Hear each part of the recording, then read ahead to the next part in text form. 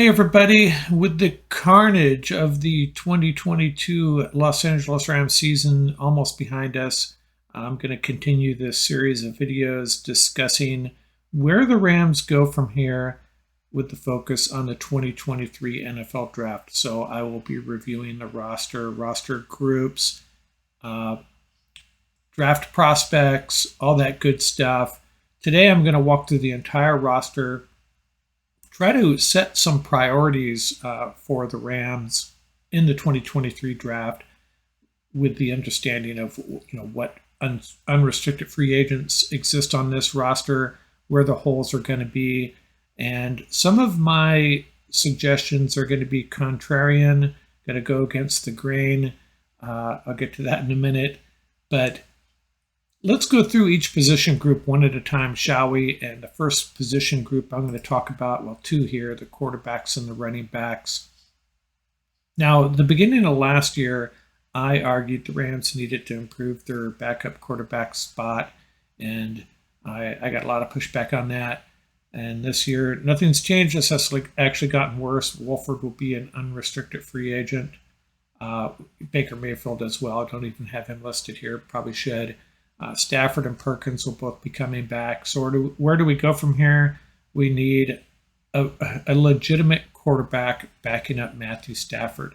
Now, do they find a quarterback in the draft? Do they find a way to retain Mayfield? Do they find another street free agent that they can add to this room? I don't know. I could see them spending a late draft pick on a quarterback they really like, but something's got to give. Can't come back next year with more of the same. We could be in trouble if Stafford gets dinged up for a few games. The running back, kind of similar. We got two guys that we like. Cam Akers has really got rolling late in the year here. Back to his old form pre-Achilles injury, perhaps. And with a running back with an offensive line that's starting to perform a little better. Kyren Williams, Rams love him. Spent a fourth-round pick on him last year, so he'll be the backup or the change of pace quarterback, whatever you want to call him. But that room needs some help as well. I don't think we're going to spend a high draft pick on a running back, though. But it is a group we need to improve. We need to add some depth there, that's for sure. What else do we got? Let's look at the wide receivers and the tight ends. Kupp, Jefferson, Robinson, Skowronek, and Atwell all coming back. That's a pretty good wide receiver room. The Rams, if they see someone in that second or third round that they just love, yeah, I guess they could grab one. But I think they have bigger needs. This group's in pretty good shape. I just wish that they had used Atwell more, used him earlier the way they've been trying to use him. He's really the only speed guy here. Kind of the same with Brycen Hopkins. You like what you see from him, just don't see enough of it. And I don't blame Atwell and Hopkins. I blame a few other things that are at work here. And of course, Tyler Higbee, the starting tight end.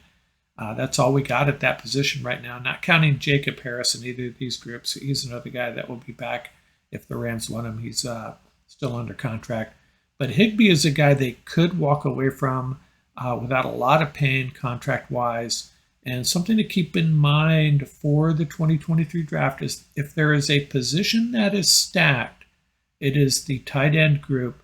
The Rams could find them a dynamite tight end in the third or fourth round if they chose to go that way.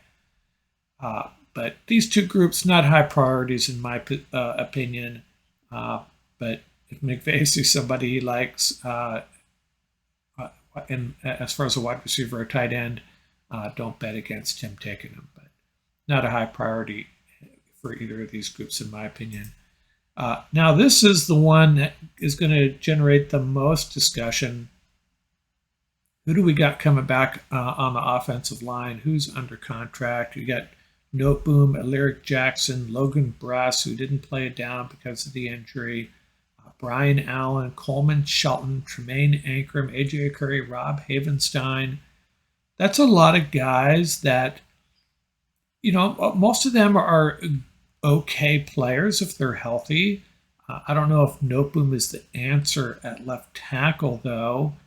I was hoping he would be, but did not have early returns that were promising this year when he was healthy. I think Alaric Jackson may have played better than him. So, is this a good group? Does it need some? It definitely needs some help, but it's an okay. I don't know. We're going to talk about this more in a second. This is the group that most people have been talking about. So I'm going to save a discussion about this group for the end here. But bottom line is, a lot of guys coming back, a lot of guys under contract. They just need to be healthy, and I'll leave it at that for now. Who else? What else? We got defensive line. Defensive line, A'Shawn Robinson and Greg Gaines, both unrestricted free agents. And they're both darn good players. Now, it took Gaines a couple years to get to the point where he was a regular contributor to that defensive line. Remember, he played behind Sebastian Joseph Day. Is that the same? Are we in the same situation with Bobby Brown? Is Bobby Brown the answer to replace Greg Gaines? Potentially, but we don't really know. I think they'll bring back Marquise Copeland. He's an exclusive rights guy. Jonah Williams, they're finding out a lot about him right now. I suspect he'll be back. Ernest Brown has barely seen the field. So this is a group that, the Rams aren't going to be able to retain Robinson and Gaines. I don't see that happening. I think Gaines has stayed healthy more than Robinson, so I would lean towards Gaines, and Gaines may actually be more affordable. So if they can keep one of these guys, that'll dictate what type of defensive lineman they draft, and they will be drafting a defensive lineman early, unless I'm reading this Bobby Brown thing wrong. Maybe he's the answer, but the problem is, I think Bobby Brown, it would be Greg Gaines' replacement, not so much A'Shawn Robinson's. So it's complex, but bottom line, Rams are drafting a defensive lineman early in the 2023 NFL draft. Outside linebacker, let's go to the edge first. Edge guys. This is a group that I misjudged before the 2022 season. I thought with Terrell Lewis and Justin Hollins, we'd be in good shape. We were not. They're both gone. Leonard Floyd, he's a stud. Daniel Hardy, who knows? Keir Thomas, he's playing a little bit now. I think he'll be on this roster next year, at least trying to make the roster, depending on who they can bring in through the draft or free agency. And Michael Hoyt, an exclusive rights guy, so the Rams will keep him. He's still listed as a defensive tackle on the Rams website, but he's been playing more of an outside edge type role. But these guys are not the answer right now. We need some help there, and edge is so important in this league. I think the Rams will be focusing on that in the early rounds. They'll be looking for some help on the edge. Inside linebacker, I like the two, Wagner and Jones, obviously, although Jones kind of tailed off at the second half of the season. Roseboom and Trevin Howard are both exclusive rights free agents, more special teams guys. So, we could use some depth here. Absolutely. Are the Rams going to spend a high draft pick on inside linebacker? Absolutely not. Maybe add a guy late in the draft. That's what I'd expect them to do. And then you have the cornerbacks, and the cornerbacks are, there's some concerns here. Troy Hill leaving, David Long, I don't think that'll be a great loss. Jolly, exclusive rights guy, who knows? So right now, it could potentially be Ramsey, obviously one starter, Durant, another starter, Rochelle and Kendrick, and that's it, baby. That's all we got. We need some help there as well. So I talk about priorities at the end here. Interior offensive line versus cornerback. Give that some thought. Ram Nation, where you want to go with this. We need a starting cornerback opposite of Ramsey. Obviously, I see Durant more of a slot guy. And even if Durant is playing outside opposite Ramsey, then we need a body here too, and we need some good players. We need some help here. That's just so obvious to me. The safety group, Fuller, Yeast, and Quentin Lake coming back. Fuller he had such a great rookie season. He just has been hurt so much. kind of got that, him and Brian Allen, two guys that when they play so well, but just haven't been able to count on them. Russ Yeast has looked promising at times, and Quentin Lake. I think the Rams really like him, obviously, but we don't know about him yet.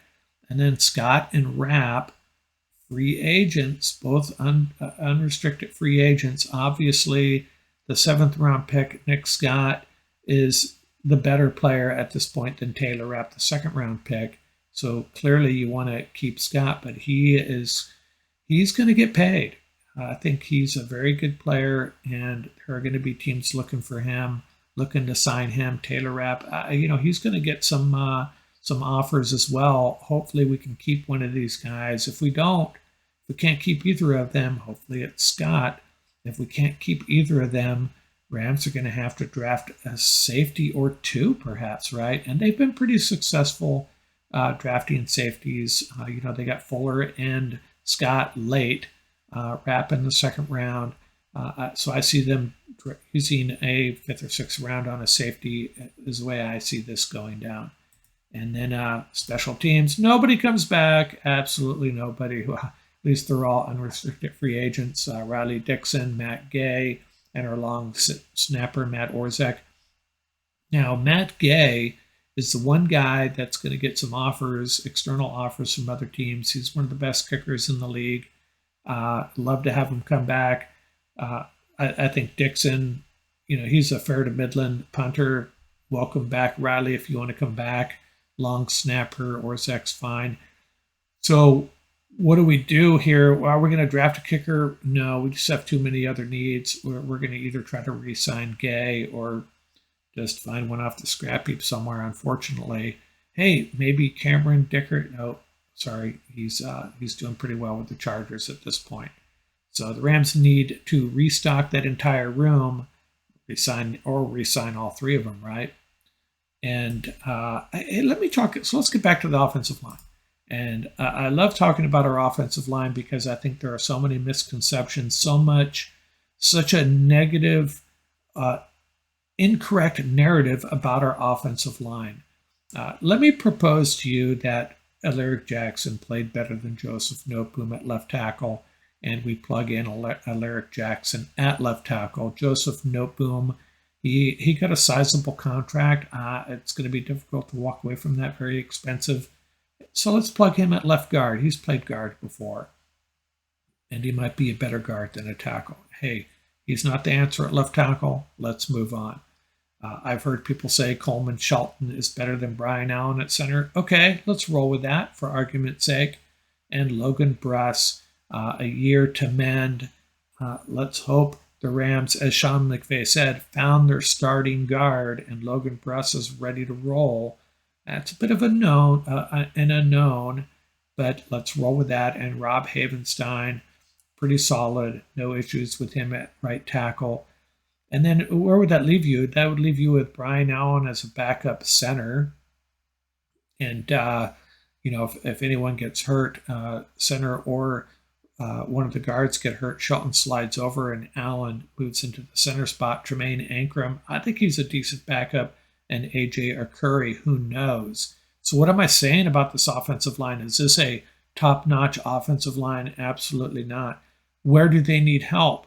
Well, it's not an interior offensive line, in my opinion. Given all the other needs we have, it's not a high priority.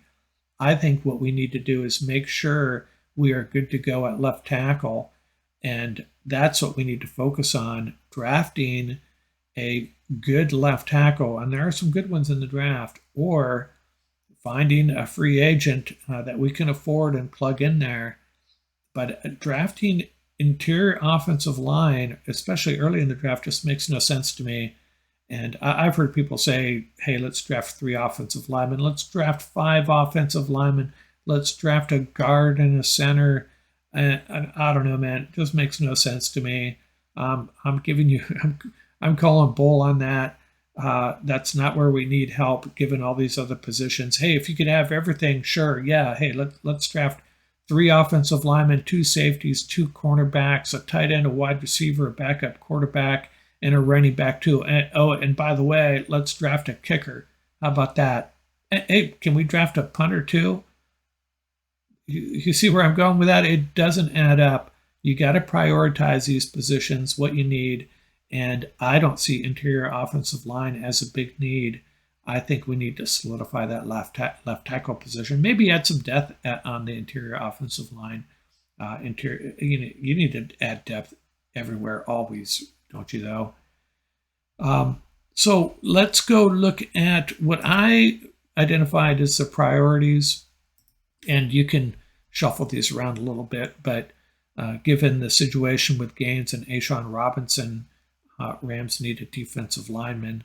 From what I know about these guys on the roster, Copeland, Brown, Ernest Brown, Jonah Williams, we need a defensive lineman, and that'll be one of the Rams' high picks, I think. We need an offensive tackle, left tackle especially, someone we can plug in there, and that could very well be the Rams' first pick as a left tackle. And what they do with Noteboom, I don't know. If they're happy with Noteboom, then I guess I'm wrong here. But from what I see, offensive tackle, number 2 priority. Number 3, cornerback. You saw that depth chart. We can't roll with what we have right there. And even if you can bring back Troy Hill, that group could use some strengthening. Cornerback, there are some good ones. You can get some top-notch cornerbacks in the 2nd and 3rd round, and the Rams could do that. And off the edge, again, we don't know about Daniel Hardy, but if it's going to be Leonard Floyd and Michael Hoyt, I'd love to add an edge rusher. And even though, despite these priorities, I'm not saying that the 2nd round pick that they have right now will be defensive line. It could be an edge rusher if they see the guy they love there. This is not predicting the order of their picks, just what I see as their priorities. Their first pick in this draft could very well be an edge rusher. And then safety is the 5th priority, but remember that they're going to find safeties. They're really good at finding safeties later in the draft. Just check out the Senior Bowl. You probably get some clues on some safeties that they might be drafting.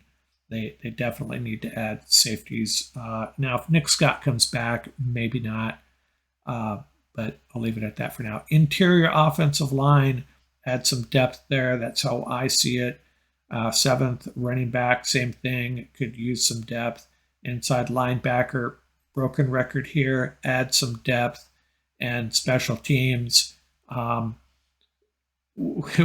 We have 3 open spots, so hey, you can say, hey, that's a number 1 priority, isn't it? Well, but we can find guys.